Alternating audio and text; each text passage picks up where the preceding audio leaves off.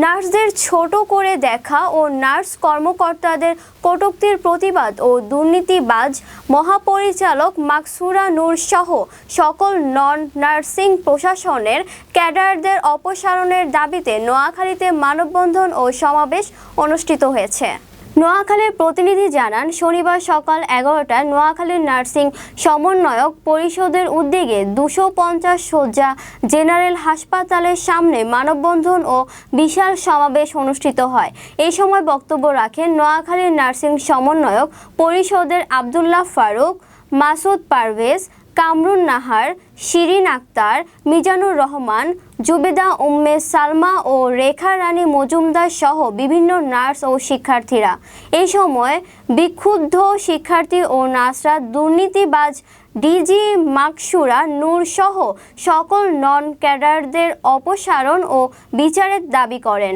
সমাবেশে শিক্ষার্থী ও নার্স সহ 3 শতাধিক অংশগ্রহণ করেন।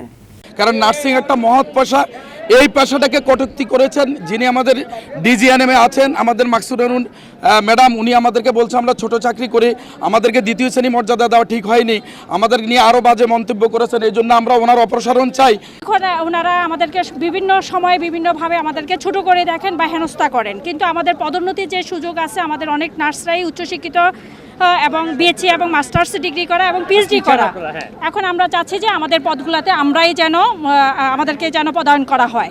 আমরা শুধু নামেই সেকেন্ড ক্লাস অফিসার, কিন্তু নার্সদের কোনো সম্মান নেই। সেখানে আমাদের সাধারণ জনগণ কি সম্মান করবে, যেখানে আমাদের উচ্চপদস্থ কর্মকর্তারা আমাদেরকে অপমান করে কথা বলে। উনি হচ্ছে একজন নার্সিং ক্যাডার, সে আমাদের নার্সিং সেবায় কেন বড় পদস্থে অবস্থান করবে, এবং আমরা অনতিবিলম্বে তার পদত্যাগ চাচ্ছি। আমাদের প্রফেশনকে নিয়ে ওনার এরকম হেডেক থাকা উচিত, উনি যেন পদত্যাগ করে, সেই উদ্দেশ্যে আমাদের আজকে মানববন্ধন। তো আমরা চাই যে উনি অনতিবিলম্বে যেন পদত্যাগ করে। আমাদের দাবি একটাই, আমাদেরকে যে বলেছে যে আমাদের দ্বিতীয় শ্রেণী কর্মচারী হওয়ার আমাদের কোনো যোগ্যতা নাই। আমরা চাই ডিজিএনএমে অধীনস্থ সকল উচ্চপদস্থ কর্মকর্তাদের পদত্যাগ করবে, এবং আমাদের যারা উচ্চপদস্থ আছে এবং পিএইচডি ডিগ্রিধারী ও মাস্টার্স ডিগ্রিধারী আছে, তারা সেই সব পদে অধীনস্থ হবে।